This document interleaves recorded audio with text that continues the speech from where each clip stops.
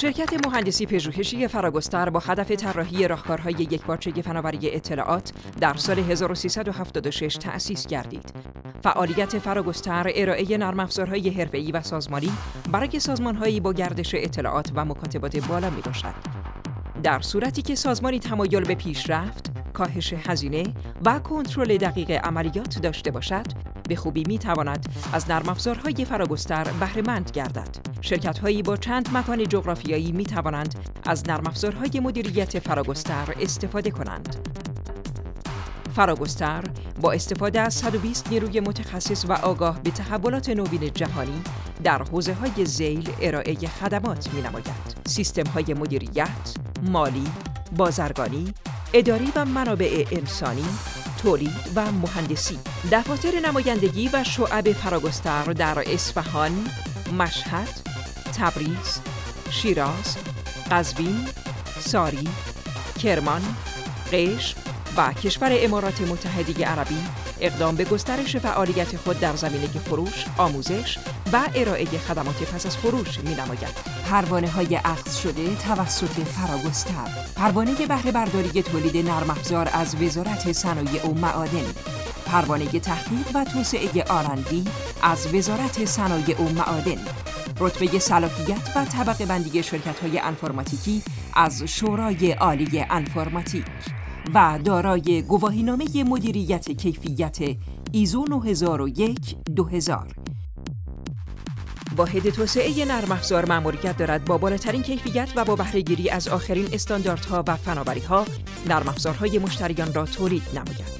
در ابتدا تیم تحلیل با دقت کامل کلیه نیازمندی‌ها و نظریات مشتریان را جمع‌آوری و با بکارگیری مشاوران مجرب و با تجربه فرآیند تحلیل را انجام می‌دهد.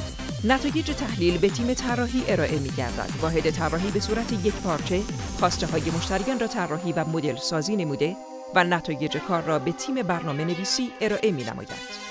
تیم برنامه‌نویسی فراگستر با آخرین فناوری‌های روز اقدام به ساخت نرم افزارهای مشتریان می‌نماید. در واحد کنترل کیفیت، برنامه‌های تولید شده را با ابزارهای دقیق آزمایش می‌نمایند تا برنامه با کمترین اشکال و با بالاترین کارایی در اختیار مشتریان قرار گیرد. با توجه به اینکه پیاده سازی و استقرار صحیح از ارکان اصلی موفقیت یک پروژه نرم افزاری میباشد، شرکت فراگستر به تجهیز تیم پیاده سازی مجرب و مسلط اقدام نموده است. واحد پیاده سازی و استقرار شامل تیم کنترل و پایش پروژه، تیم آموزش و تیم کنترل کیفیت میباشد. تیم کنترل و پایش پروژه با ارائه گانت چارت و شاخص‌های ارزیابی متناسب با ابعاد پروژه، وظیفه کنترل و ارائه گزارش پیشرفت به مدیران پروژه را خواهد داشت. تیم آموزش با شناخت و ارزیابی کاربران سیستم اقدام به برگزاری جلسات آموزش فردی یا گروهی می‌نماید.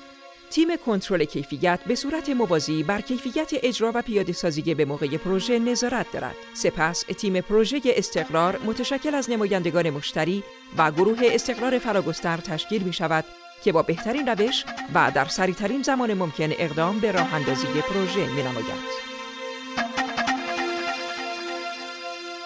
واحد خدمات پس از فروش فراگستر.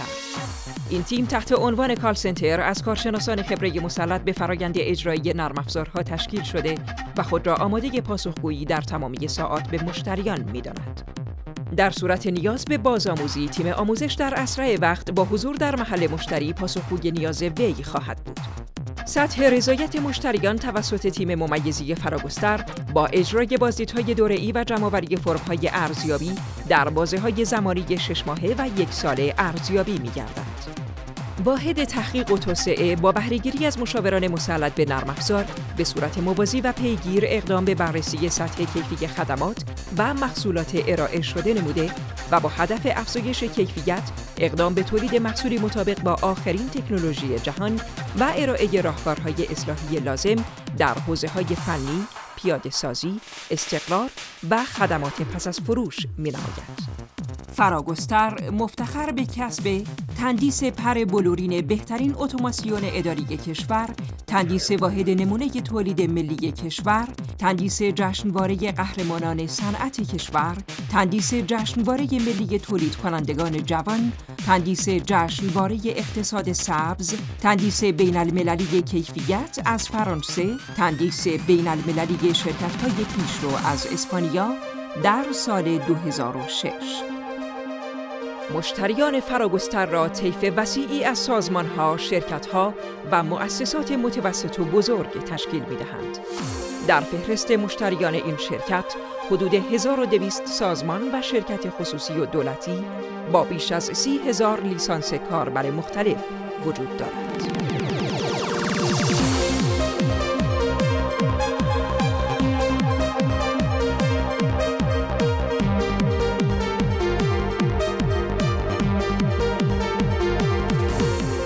فراگستر، کارآفرین برتر سال 1389.